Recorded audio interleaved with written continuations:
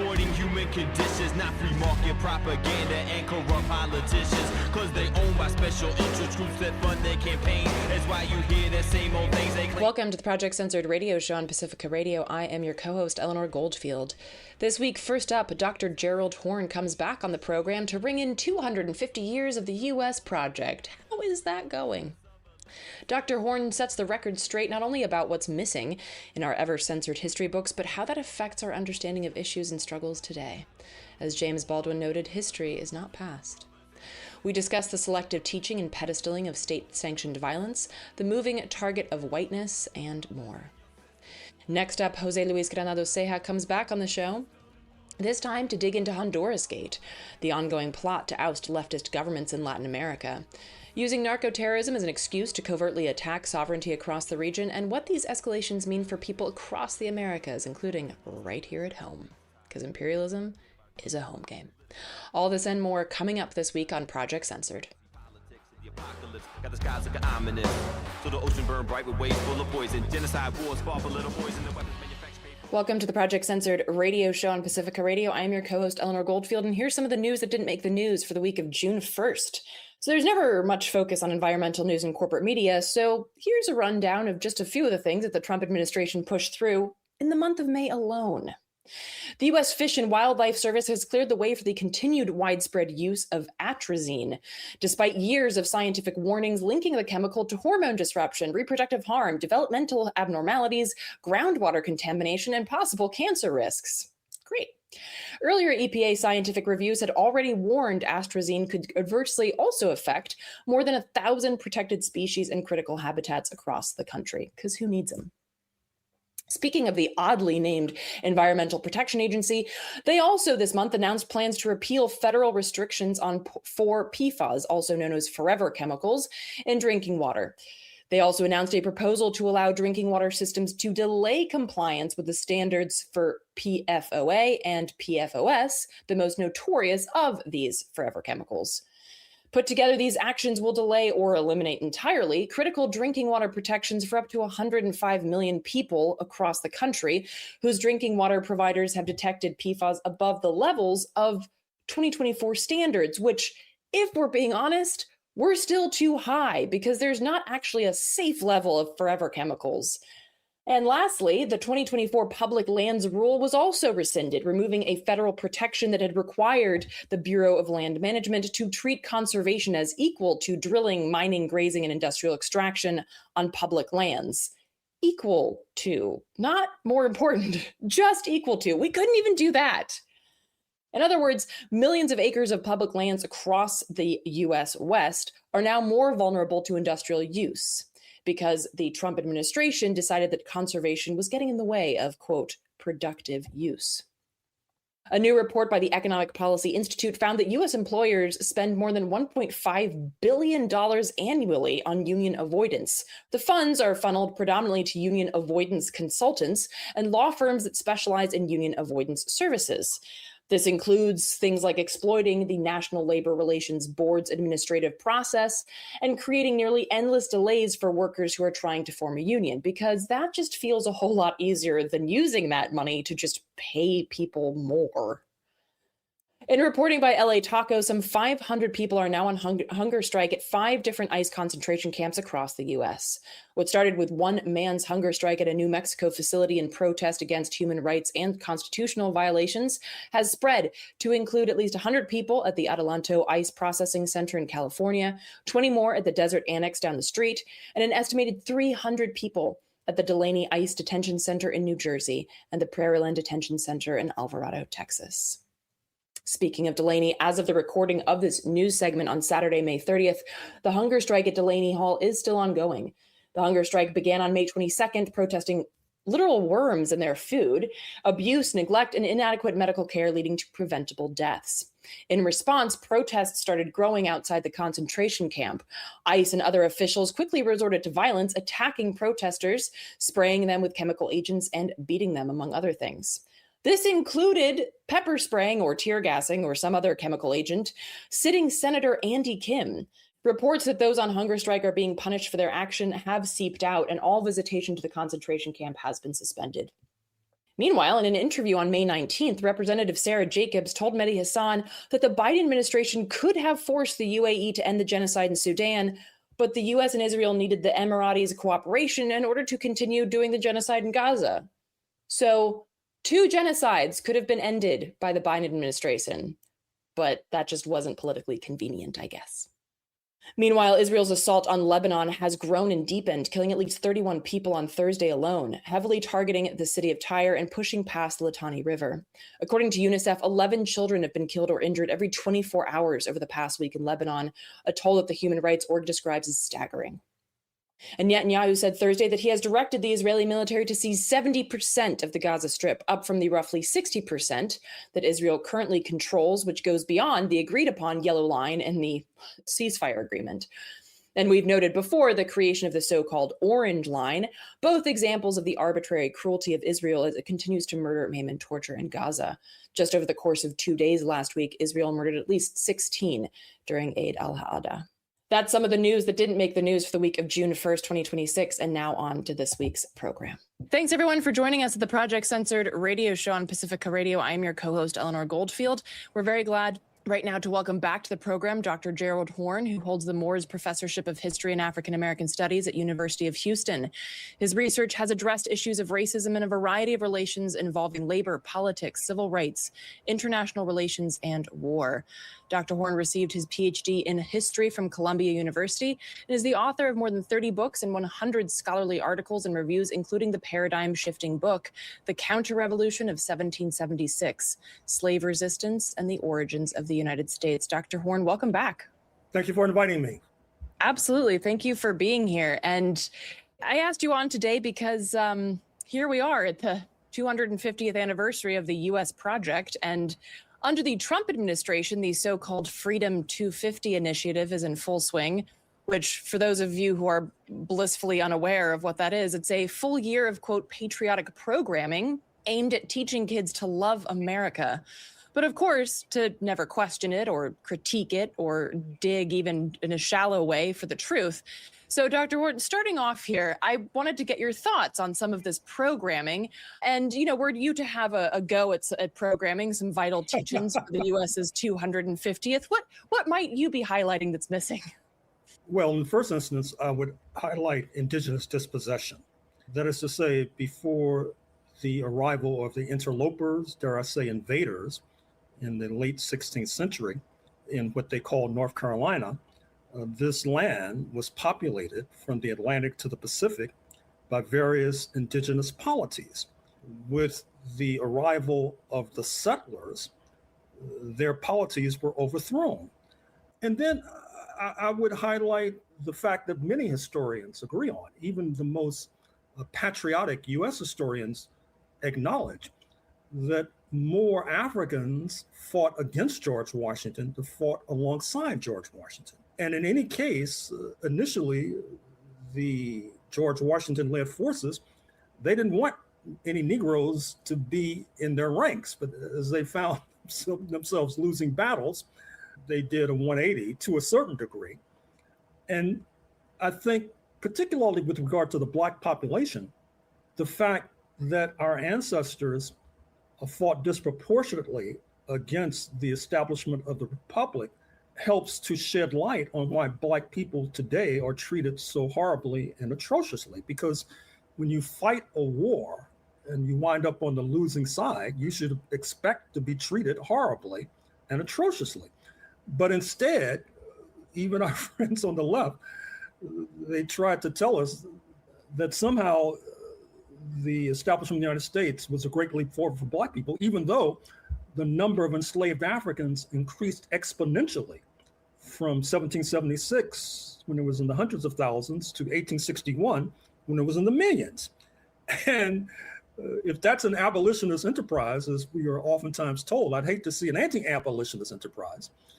And in any case, even with regard to the abolition of slavery, if I can digress, I think that the fact that the enslavers were horrified that they were not compensated when they lost their prized property, unlike in the British example, Jamaica, Barbados, Trinidad and Tobago, where as late as the early 21st century, London was paying off the descendants of slave owners. And we all know about the so-called indemnity that the successful Haitian revolutionaries had to pay to the former enslavers in France. The enslavers in North America, they were driven into poverty in many cases, which helps to explain the rise of Ku Klux Klan. It helps to explain the rather maniacal anti-communism that persists to this very day, since the Socialist Project has been associated with expropriation of private property without compensation. So a more accurate rendering of history would do a service, as opposed to this pseudo-patriotic claptrap that we're being fed. Yeah, absolutely. And because you mentioned going back before the creation of the US, I think that that's also important because, we tend to learn about history like, oh, it started 250 years ago. But of course, nothing starts in a vacuum. So, and I actually wanted to bring something up that was never taught to me in school. And I doubt it's taught today, particularly with what's happening to public education these days. But this year is actually also the 500-year anniversary of something else that happened in 1526 when enslaved Africans in what is now Georgia and South Carolina carried out with the first recorded slave rebellion in what would become the U.S. And as the Zen Education Project notes, quote, after enduring intense heat, disease, starvation, and of course, the hardships of slavery, enslaved Africans rebelled, burning colonists' home and escaping into the wilderness. And many found refuge among nearby indigenous nations, believed by historians to be the Gwale people, forming one of the earliest known examples of African and indigenous solidarity and resistance to European colonization, end quote. And obviously, that is a far greater example of freedom than a bunch of slave-owning aristocrats signing a document saying that they'd prefer not to have a king. Well, I'm glad you raised that. I'm impressed, in fact, that you're aware of that, because so many historians are not aware of that, not to mention those in the lay community. And that's important for a number of reasons. Number one, what happened is that the Spanish from their Caribbean outposts had been moving northward to the North American mainland.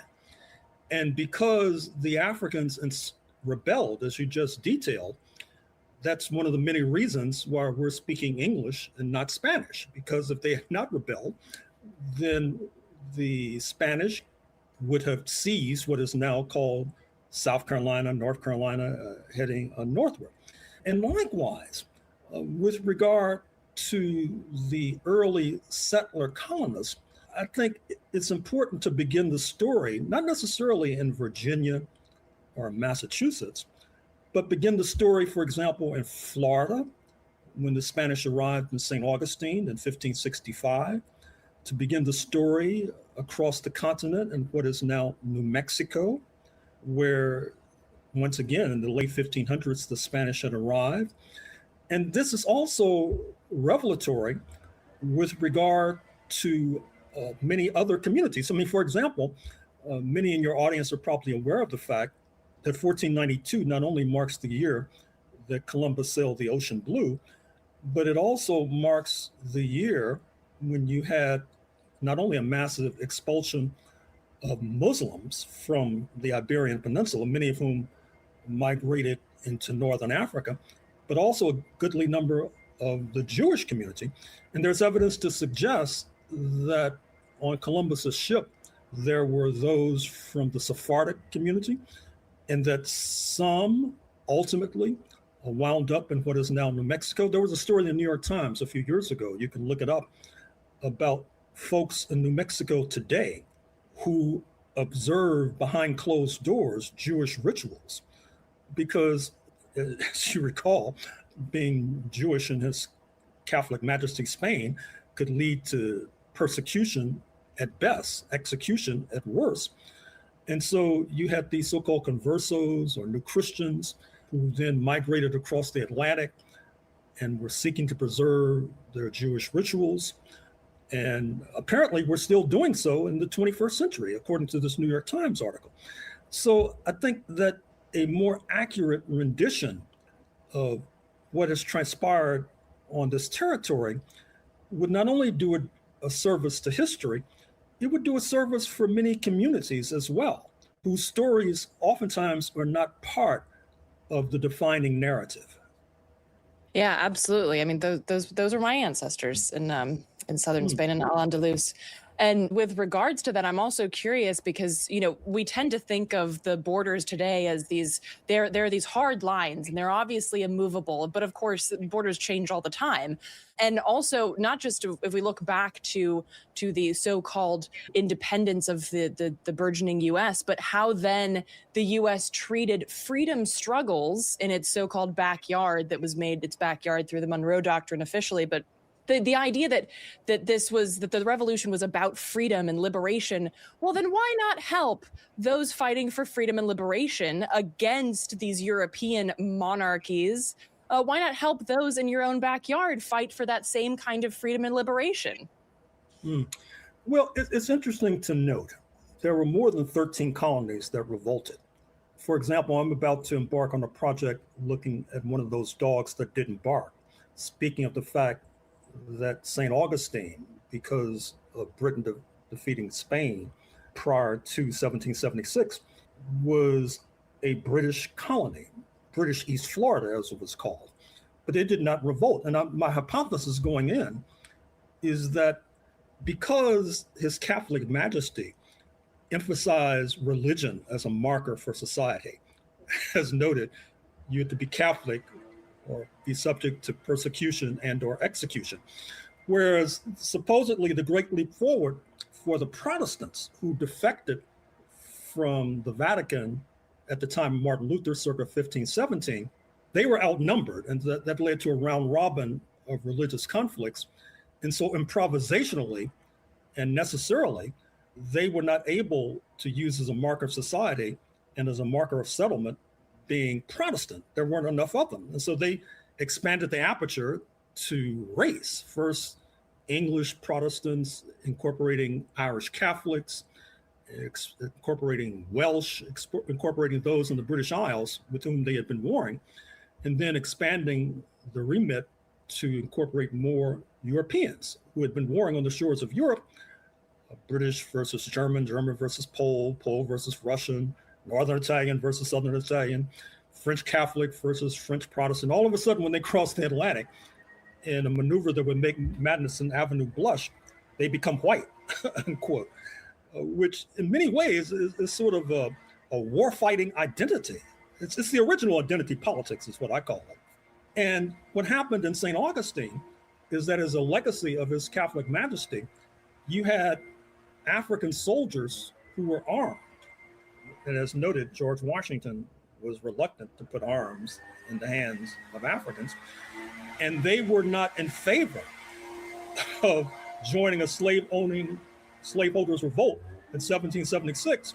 And it took until 1820, 1821 for Spain ultimately to join the United States of America, first as a territory and then as a state by 1845. And now today, Florida is the third largest US state behind California and Texas. Yeah, I mean, and I also, with regards to the, creating race, I also find it interesting, going back to Jews and my heritage, that Jews were slave owners in the South, but in the North, they weren't considered to be, white enough. And there's this idea that the identity is fixed or anything like that. It's always moving. It's always a moving mark. Indeed. And in fact, I'm embarking on another project, which you, I'm sure, will be interested in, given your heritage, which is the case of Leo Frank. You may recall that he was the Jewish man who was lynched in Georgia circa 1915 after being accused of killing, and in fact, sexually molesting a young Christian girl. Now, what's interesting about the Leo Frank case is that he pointed the finger of accusation at the Black janitor, Jim Conley. And there was this contestation. You usually don't find this in these soaring narratives about Black Jewish relationships. And many in the Leo Frank case were saying, are you going to believe this Negro brute, for example, over a white man, for example? And the lyncher said, yeah. And they lynched Leo Frank. And I'm afraid to say that some of the pre-existing scholarship really hasn't dealt with some of these racial tensions. And many people still find it astonishing, as do I, that a so-called white man was lynched based upon the accusations of a Negro man in Georgia in 1915. I think that this will tell us quite a bit about what you were just saying, about how these identities are not necessarily fixed and how they tend to evolve and sometimes devolve. I want to dig into something a little bit here because this is, of course, also part of the goal of not teaching history. You know, like Florida's Stop Woke Act that prohibits teaching content that might cause, quote, students guilt, anguish, or other forms of psychological distress. But what's interesting about this, of course, is like earlier this month, for instance, Trump went on like in the Oval Office, there were kids younger than teenagers there for some kind of like physical fitness event. And Trump goes off on this tirade about capital punishment and executing protesters and how that's linked to physical fitness, which of course you can see in kind of, you know, like Nazi-esque physical fitness as well, and including Israel. But it's not about saving people from discomfort or, you know, anguish at learning about violence. It's a pride in certain kinds of violence. So it's not really that you're trying to avoid teaching a violent past. You're trying to avoid framing certain kinds of violence as bad. So the violence that, you know, genocided the indigenous people, that perpetuated slavery, that's okay. The violence of people fighting back, like the mine wars where people took up arms and shot at coal barons, that's bad, right? So could you talk a little bit about like the framing of this to avoid making, I get, like white students predominantly uncomfortable, but at the same time making them uncomfortable with this extreme pride and violence? And of course, the not so hidden agenda is to indoctrinate these students into a right-wing politic. It's emblematic what's happening on campuses today. As you probably know, the right wing is waging a holy war against many universities, particularly against academics, who they see as a kind of resistance movement. And so as a result, they're setting up these schools of civic leadership. For example, at the University of North Carolina, Chapel Hill, amongst other campuses, which many students are seeking to boycott because they feel that it's in line with what Mr. Trump is doing with regard to his 1776 commission, which fundamentally comes down to having the youth sign on to a right-wing agenda, and more than that, a Republican right-wing agenda. And it's difficult to maintain, on the one hand, this posture that the creation of the United States of America was the creation of this shining city on a hill. But at the same time, you have these grimy details about enslavement of Africans, about the African slave trade, about the Middle Passage, about breeding farms where enslaved Africans were bred like bulls, for example. It's difficult to maintain these two contrasting postures. And so the right wingers said, oh, okay, we know what the answer is. You sweep under the rug the grimy details and concentrate on what we think is the uplifting narrative. Yeah, and obviously that has to include violence. Otherwise, how do you explain a country that's constantly at war, even though it's never being invaded?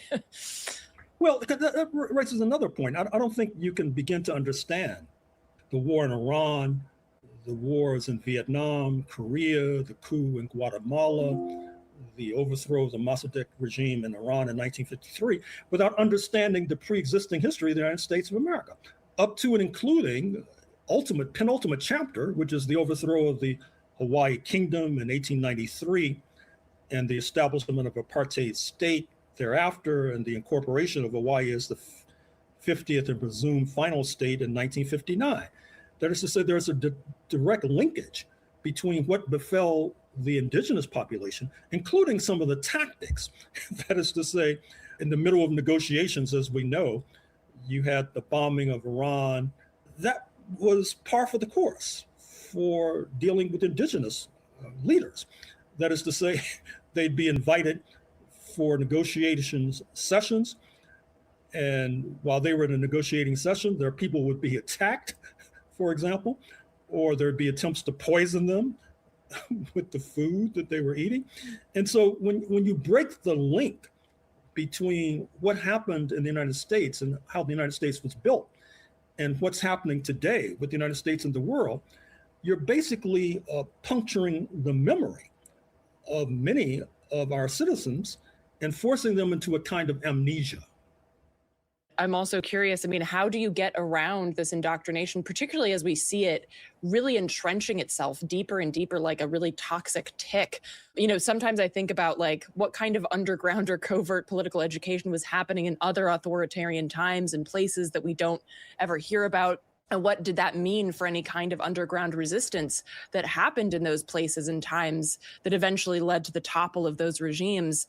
I mean, as we see the US kind of going back to its roots and becoming more tyrannical, how do you get around this kind of Freedom 250 indoctrination? Well, I think that steps are being taken to circumvent this indoctrination as we speak. As a matter of fact, I may be overly optimistic. I've been accused of that before, but I do these interviews on the Pacifica station in Los Angeles, KPFK, and we specialize in interviewing scholars. And there is such a great amount of very good scholarship that's being done on virtually every era of this country, every group in this country. I think part of the problem is that we need a grander synthesis, incorporating all of this work into an overarching narrative, as opposed to some people looking at 1776 to 1783, others looking at 1893 to 1915, et cetera. So we need a synthesis. But on the other hand, I'm heartened as I listen to these scholars, because it tells me that the indoctrination at least has not worked with regard to the people I'm interviewing, and presumably not working with regard to the students that they're teaching, or as the right wing might say, indoctrinating. And that gives me optimism for the future. And given the fact that I think that Mr. Trump is on the back foot now, although it's not a done deal, that his party will be turned back in the midterms in November 2026, but certainly is on the back foot right now because of this Iranian debacle, particularly compared to where he was a year ago. That also gives me optimism, because turning the United States around, it's like turning around a gigantic battleship on the ocean. You just can't turn the wheel and the battleship goes to the left. It takes pulling and tugging and sweating and blood, sweat, and tears. But I'm confident that we're in the midst of that hopeful process. Well, you know, as a friend of mine said, I don't have the luxury to not be hopeful. So we'll sit with that. And folks, perhaps instead of diving into the Freedom 250, perhaps we can dive into the myriad histories that have brought us to this time and reflect on how we could better turn around this battleship, or just really abandon the battleship. Dr. Horn, thank you so much for taking the time to sit down with us. I really appreciate your insight, as always. Thank you for inviting me. You're listening to the Project Censored radio show on Pacifica Radio, and I am your co-host, Eleanor Goldfield. Coming up next on the program, I sit down with journalist Jose Luis Granado Ceja once again to talk about goings-on in Latin America and how that affects us here at home. That's coming up right now, so please stay with us. Thanks, everyone, for joining us, the Project Censored radio show. I'm your co-host, Eleanor Goldfield, and I'm very glad right now to welcome back to the program Jose Luis Granado Ceja, who's an experienced journalist based in Mexico City, co-host of the Canal 11 public affairs television program Sin Muros, as well as Soberanía, the Mexican politics podcast. He covers Latin America for Drop Site News, which listeners will know because I quote them constantly, and works as a writer, editor, photographer, correspondent, radio host, TV producer, and on-camera analyst with a particular focus on social movements and labor unions throughout Latin America. Jose Luis, welcome back. Thank you so much for inviting me. It's always good to be here with you. Although some of the topics are difficult, I'm glad we have this space to talk about them. Yeah, well, you know what? As Gabor Mate said, let our hearts be broken together. So, you know, And starting off, I mean, it's heartbreaking, and it's also like, to quote a friend of mine who's a refugee, you have to laugh because there's so much to cry about. So we'll start here with Honduras Gate. And as the People's Dispatch reported, audio recordings recently leaked and published by multiple media outlets suggest that a plan was hatched by the Trump administration, financed by Israeli capital and Argentine President Milei, and agreed upon with local Honduran elites to return the former president, Juan Orlando Hernandez, convicted of drug trafficking and pardoned by the Trump administration, because of course, bring him back to power, persecute the left-wing opposition, and wage campaigns to discredit progressive governments of Claudia Sheinbaum and Gustavo Petro. Those are presidents of Mexico and Colombia, respectively. And I believe Brazil's Lula was also in the crosshairs there, because why not? So, Jose Luis, I mean, it's no secret that the U.S. tries to destabilize any government that won't be a sycophant to U.S. imperialism. So how is this different, if it is? And what does it tell us about the larger web closing in on Latin America? Yeah, so it reveals to us that, it's not a conspiracy to think about what the U.S. is doing in the region. I think we have more and more evidence every day that they're basically pulling out all the stops, right? That there is going to be this intent to try to dominate the region by any and all means necessary and that are available to them. And this one is really interesting because, so these audio files are published. They're published originally by Diario Red, which is the Spanish TV station and website. It was founded by Pablo Iglesias. They also have a Latin America edition, and in conjunction with a new website called Honduras Gate, and they deliberately decided to kind of be anonymous because of the concerns around security for journalists in Honduras, which I think is perfectly legitimate. But that made a lot of people kind of question it, right? They're like, where did this come from? Who are these people? These are huge allegations. They're pretty cynical, right? I mean, it's really quite extraordinary what these stories are telling us about, this plot to quite literally install a convicted drug trafficker back in power because the United States knows that he's going to do exactly what the United States wants him to do, and to have a really strong foothold in the region to try to promote U.S. policy, not just in Honduras and not just in Central America, but throughout the entire continent. And, these claims are so extraordinary that I think legitimately so, a lot of people had their doubts, myself included. Are these authentic? And so, they published the stories. And then I think because of some of the observations people made, like, where did this come from? Is this real? They actually published their own Honduras Gate website. The full audio files, they're still online. You can go and find them for yourselves and listen to them. And they ran it through a software called Phonexia. And essentially, the software determined that it was not AI generated, because these days you can make some pretty convincing AI generated audio files. Over at Dropsite, we decided to do our own investigation. There's this NGO called Earshot that specializes in using audio technology to try to advance the human rights issues.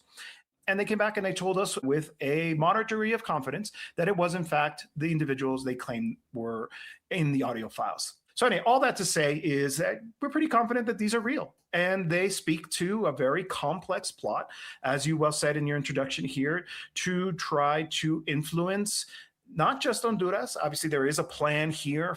The audio file itself says, it's a message from former President Juan Orlando Hernandez to Nasri Asfura saying, you're in the presidential chair because of me, and I'm going to be president. And so that's the situation there. And the idea is it's really quite telling about how far the United States is willing to go. He talks about returning to power, returning to office, opening up the country to the interests of U.S. capital, to build more of these sedes, these like charter cities, which are essentially these autonomous cities that don't even have to respond to the Honduran constitution. And then he also talks about this plot to create what is essentially a fake news website. A website designed for political ends to criticize, and he says specifically, the governments of Claudia Sheinbaum in Mexico and Gustavo Petro and the historic PACT, the left-wing political party of Colombia. And you can see that's what the U.S. is interested in, is that these remaining progressive governments in the region, Colombia, Brazil, Mexico, they are a thorn in the side of the United States because they do represent an impediment to their agenda in the region. And so they're going to try to undermine support for these leaders. And so it shows that there is still, throughout the region, an animus there for progressive leaders, left-wing ideas, even in countries where the right wing triumphed. We can look at the example of Bolivia, where a neoliberal president Paz was elected, tried to implement his agenda, and now he's facing mass protests. And I'll close with this, which is that we just saw this story the day we're recording on the 28th of May. Guatemala agrees to joint strikes with the U.S. against drug gangs. And so we're already seeing the strategy really taking shape in the region. I think we talked about the Shield of the Americas previously, right? This, ad hoc coalition of right-wing countries in the region. And my suspicion at the time was that this isn't really about drugs. It's not really about, security. It's about the U.S. agenda, which is a militarized agenda. It's to force their policies down the throats of the population in this region. And to go back to the story around U.S. cooperation in Guatemala, there's a line here, according to the sources that spoke to the New York Times. It's really quite extraordinary. They say the following: the Trump administration is targeting Guatemala and Honduras to pressure Mexico into accepting joint counter-drug operations, those two people said. The White House's broader strategy is to normalize an American military presence across Latin America to gain leverage over Mexico, according to the two people. So you can see that it's almost unavoidable, a continental strategy. It's about trying to really corner a government like the one we have here in Mexico, Claudia Sheinbaum, who has been really, really insistent that this is a red line, that we're not going to allow it. It would be seen as a violation of the country's sovereignty. It's worth remembering, for those who are unfamiliar with Mexican history, the last time, U.S. troops came into Mexico, we lost half of our territory. So it's a sore point for the Mexican population. It's not going to happen under this government. But we see this strategy. We see how they're trying to move all of the different pieces on the chessboard to make it happen. That's the priority of the United States now. It's about militarized penetration into our countries in the service of U.S. capital. Yeah, and absolutely. I mean, you mentioned Bolivia, and of course, this was Elon Musk's famous quote, "We coup who we want to," because he wants to get, of course, at the lithium that is in Bolivia. So, and I want to get into this a little bit more too, because of course, you all have covered, you and Kurt on Soberania have covered the whole fiasco in Chihuahua with the CIA that just happened to be there, I guess, taking a drive, just hanging out.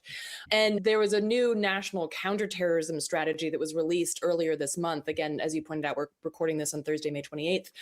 And it lists three main types of terror groups: narco-terrorists and transnational gangs, legacy Islamist terrorists, and violent left-wing extremists, including anarchists and anti-fascists. Of course, totally absent are far-right extremist organizations. The strategy also makes it clear that it's going to use pre-crime in order to attack these supposed threats, promising to, quote, identify terror actors and plots before they happen.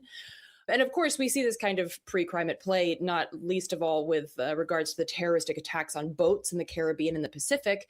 The Intercept recently reported under Operation Southern Spear, the U.S. military has conducted attacks on 54 so-called drug boats, killing more than 185 civilians since September. And while the administration claims that they've stopped 97% of cocaine shipments to the U.S., common sense and indeed some basic research finds that that claim is the kind of stupid that even duct tape can't fix. So, Jose Luis, what are your thoughts on this new counterterrorism strategy? And what does putting it explicitly in this kind of framing, what does that do that the U.S. wasn't already doing? So I think what it does is lay it out for us in really kind of plain and simple terms. There's no need to speculate anymore about their intentions.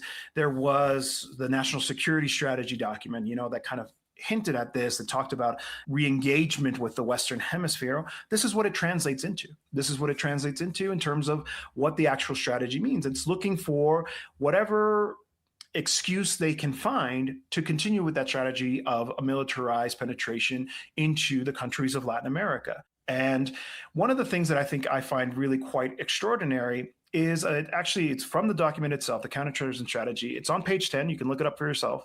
They talk about continuing their military and law enforcement campaigns. Got to remember, the kidnapping of Maduro was classified as a law enforcement operation against all the cartels and gangs designated as terrorist organizations as president. There, it's also worth remembering, right? This is where the strategy starts to really kind of take shape.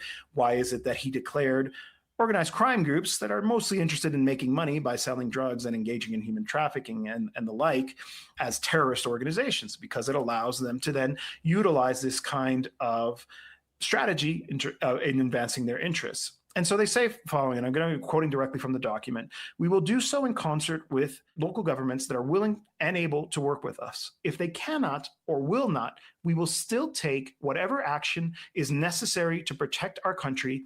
And this is the key part, especially if the government in question is complicit with the cartels. So who's going to determine that? Obviously, it's going to be people like Marco Rubio, right? It's going to be the national security establishment of Washington, without any kind of due process, without any kind of an appeal. And we're already seeing that take shape in the indictment of a sitting governor of the state of Sinaloa, Rubén Rocha, here in Mexico. These are serious allegations. They should be investigated. If it turns out he does have links, obviously he, needs to be brought to justice if that is the case. Although I find it very difficult to believe the United States. I mean, these indictments you should take with a grain of salt, but nonetheless, right? These are serious, but you can see it there. You can see that, we asked Mexico to arrest him in order to extradite him to the United States, and they haven't yet. And so then they'll say that's proof enough for us that Mexico is complicit so that they can act unilaterally, right? So we were just talking about this New York Times article. They're trying to pressure Mexico, trying to get all the countries in the region normalize this idea so that Claudia Sheinbaum is depicted as an outlier. And even if she continues to resist in that case, they'll say, we're just going to act unilaterally. And I think that's the worrisome part about the counterterrorism strategy. In addition to the fact that we're talking about an environment where they're also going after progressive leftists inside the United States. So it's important to think about, how all of this is kind of coming together. We see strategies like, the counterterrorism strategy for that projection of militarized U.S. power abroad, but also the crackdown on domestic opposition as well. It all kind of comes together. And again, I want to emphasize this. This is all about a strategic vision. I think it's important to think about, what this is really kind of translating into now, what it actually looks like. And essentially what it translates into is, more oppression, more suffering, and possibly more violence for all of the peoples, both inside and outside the United States. Yeah, I mean, the U.S. is not at war. The U.S. is war, and everything that it points outwards is also pointed inwards, because you don't act like Rambo out in the world and then come home and act like Mr. Rogers. And I'm glad that you brought up the larger picture, because also in this counterterrorism strategy, it makes use of the propaganda term Red-Green Alliance, which is born from an Israeli think tank, which suggests that the American left and radical Islam are in cahoots, especially, of course, when it comes to pro-Palestinian activism.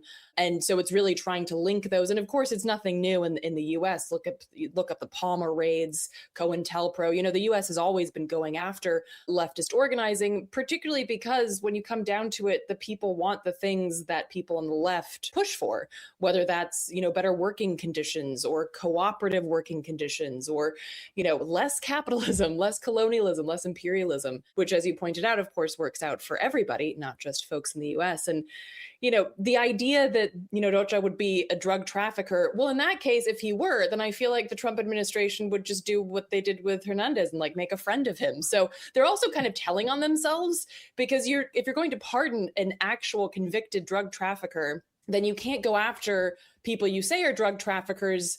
You'd make friends of them. So it's really trying to play both sides of that.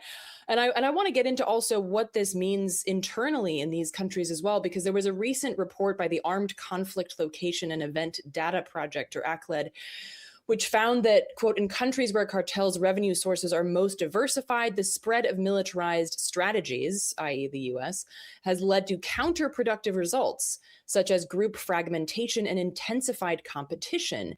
Cartels are increasingly waging a light footprint air war strategy, similar to the tactics employed by the US.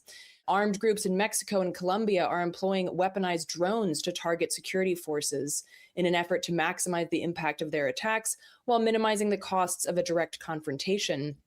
In Mexico, for instance, drone attacks by cartels have jumped 567% between 2023 and 2025. In Colombia, such attacks have spiked an astounding 10,600%. So, of course, Jose Luis, it's kind of a joke that any war the U.S. wages, whatever it wages a war on, wins, like the war on drugs, the war on terror, etc. So it's not surprising that this strategy, if we should even deign to call it that, is causing a spike in violence. But I'm curious to hear your thoughts. Is that actually the point, to create that kind of internal destabilization and to ramp up the cartel violence? And if so, what do you see in terms of a counter strategy inside places like Mexico and Colombia? I think when you look at US actions in Mexico, let's take that as a case study, there is zero consideration for what the fallout could be. Whether or not it's the intent to create destabilization, arguably there are cases where that is. There's no real consideration in terms of what the impact is going to be, because ultimately the people who are paying the price are Mexicans, right? And then you see, for example, and I think it's when we're talking about this, thinking about the covert actions that the United States is engaged in. So, for example, recently here in Mexico, there was a huge scandal when in a car accident, it was inadvertently revealed that there were CIA agents operating inside of Mexico. They're not allowed to operate inside of Mexico. No foreign agent is allowed to engage in operations. It violates the Constitution, but it also violates a 2020 law that was passed during López Obrador's government that explicitly prohibits them from doing it.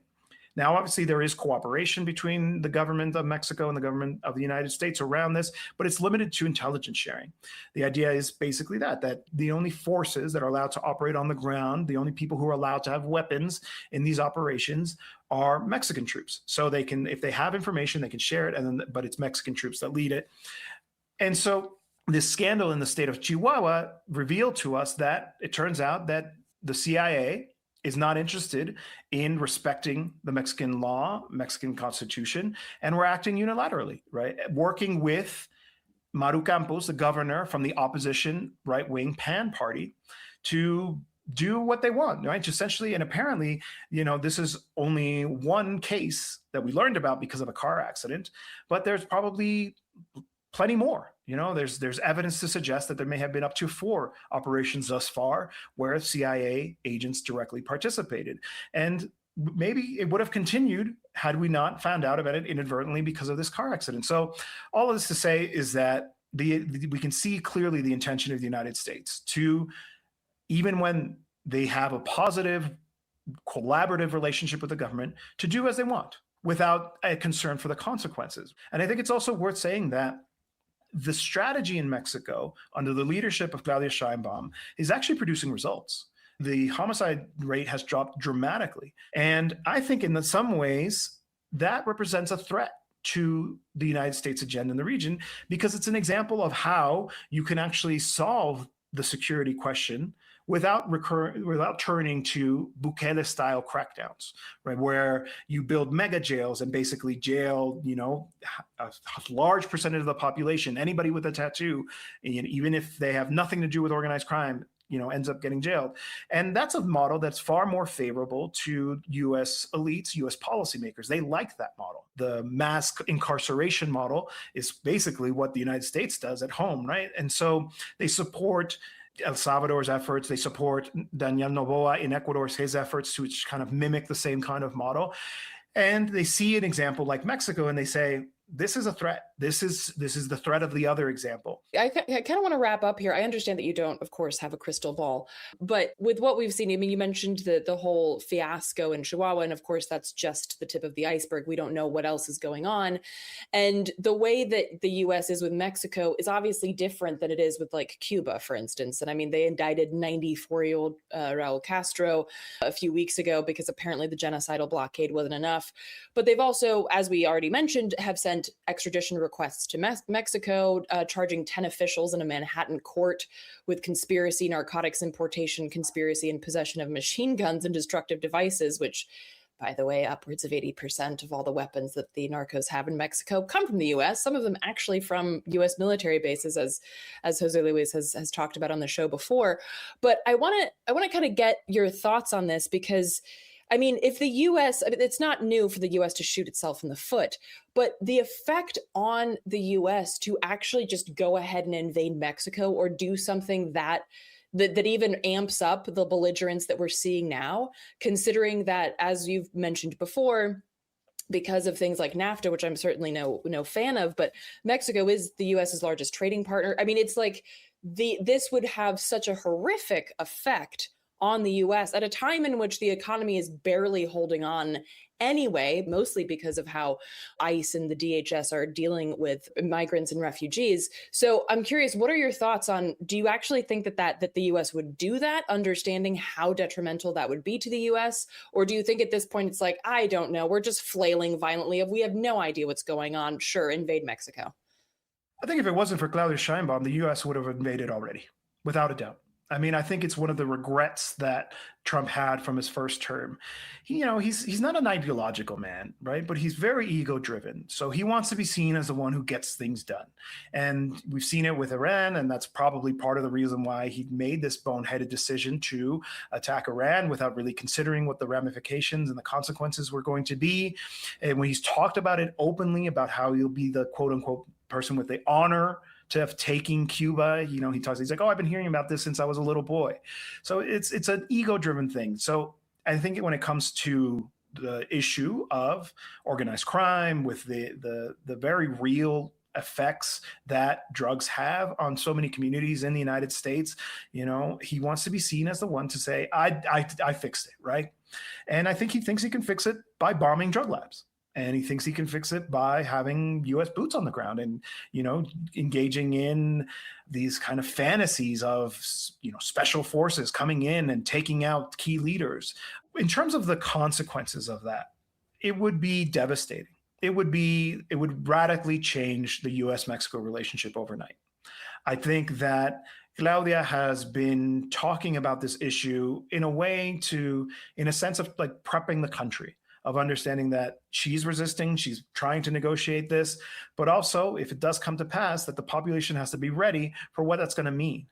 And yeah, you're right. You talk about, for example, the USMCA negotiations, which are set to actually really kind of start in earnest now, as a means of trying to extract more concessions from that. But if they make this decision, if they do act unilaterally in Mexico, this is me speculating, but I would imagine it would be the end of that agreement. It would be, even though that would represent a huge hit for the Mexican population, it's such an important point. The defense of sovereignty is so important for Mexicans that they would be willing to endure hardship over the short term to defend it in the face of a direct aggression. I also think there's something to be said about what it would mean in terms of how countries will relate to the United States. Let's go back to Cuba, for example. Cuba, I've said this in many occasions, it occupies a really special place in the hearts of the Latin American population. It is the country that stood up to U.S. imperialism, that was able to oust a U.S.-backed dictator. It was a country that resisted an invasion. It is a country that has endured despite a decades-long blockade. I think a direct aggression against Cuba, maybe I'm being hopeful here, and maybe I'm being a little bit naive, but I would hope that it would actually produce a very serious backlash in the region. We haven't seen it yet. We saw the kidnapping of Maduro. We've seen this campaign of extrajudicial executions. And sure, there have been statements and comments, right? But no real kind of forceful response. I would think that an attack on Cuba would produce that. It would certainly produce it amongst the social movements. It would produce it amongst the trade unions, right? People who have a direct relationship with Cuba. I, as someone who is very familiar with the way that U.S. imperialism operates, if I do see, it would elevate my own kind of commitment to resistance to U.S. imperialism if you see something like that. And arguably the same would be true of Mexico. Right, that it would be seen as kind of a watershed moment for U.S. Latin America relations. So they're playing with fire. It's a dangerous situation for the United States, for their policymakers, and they just shown, to go back to the question of Iran, that they don't make a calculation to say, hey, this could actually have some blowback. I just recently saw that markets essentially are not predicting $3 a gallon until 2032. How do they expect the U.S. population to endure these sky-high energy prices for that long? There are all of these things that I think aren't calculated. And so I would assume that in the case of Cuba, in the case of Mexico, there probably isn't a good enough appreciation in terms of the fallout from a decision like this. And I think it's important for us here on programs like this to really talk about that precisely. And here in Latin America, we've been here before. We kind of, I don't want to be flippant, but are prepared to suffer, are prepared to deal with the fallout of a regional conflict. I don't think the US population is going to be very patient with these kinds of decisions in the United States. No, and I mean, to a greater degree, I mean, there's been so much propaganda, particularly about Iran, so people in the U.S. don't feel as much camaraderie. And of course, there's been dehumanizing propaganda about Mexico, but so many people in the U.S. have been to Mexico because it's right there. Not many people have been to Iran. So in order to create that kind of animosity, you have to try a lot harder. And on the show before, we've had Shir Haver talking about how we shouldn't think about the goals of this war machine as at all concerned with the well-being of people in the US, because of course it's not. But at the same time, there is that arrogance and ignorance, like not understanding that people, when you attack them, will actually fight back harder, and they will build solidarity harder than they were even before, which of course we see happening in Iran. We saw that happen in Iraq, and we could go down the list. But I think that that's a very important thing to note, and also of course why it's so important for folks in the US to build solidarity, especially with Mexico, because again, it's right there. You all can check out the 40 plus million Mexican people that live in the United States. I think there has to be more consideration made for this. But I like the term you use. Let's combine it, this arrogant ignorance. It's going to lead the United States into disaster. Yeah. And the people, the working classes of the United States are the ones who are going to pay the price for it, unfortunately. Of course, always. I mean, whether it's tariffs or war, it's always the people who end up paying for it. So yeah, folks, you can check out the earlier interviews with Jose Luis, where we talked more about things like the Shield of the Americas and the so-called war on drugs. And also, of course, please do check out Soberanía. It's a great podcast that really, it's in English, and it's a great podcast that really breaks down a lot of what's happening, not just in Mexico, but in the entire region. So Jose Luis, thank you again so much for taking the time to sit down with us. No, of course. Thanks so much for inviting me. We want to smash, crash, smash, blast the system. We want to get. That does it for another episode of the Project Censored radio show on Pacifica Radio. I'm your producer and co-host, Eleanor Goldfield, along with my co-host and executive producer, Mickey Huff. For more information about all the things that the project does, from the classroom to the radio waves, please check out projectcensored.org. I'd also like to remind listeners that the views and opinions expressed on this program are those of the guests and hosts and do not necessarily reflect the official policy or position of Project Censored. This broadcast is intended for educational purposes as part of our mission to promote critical media literacy, independent journalism, and civic engagement. We aim to foster thoughtful dialogue and encourage listeners to think critically about the information that they receive from all media sources. Project Censored is a 501c3 nonprofit organization and does not endorse or oppose any candidate for public office. We have a lot of tools, resources, and information over at our website. Again, that's projectcensored.org.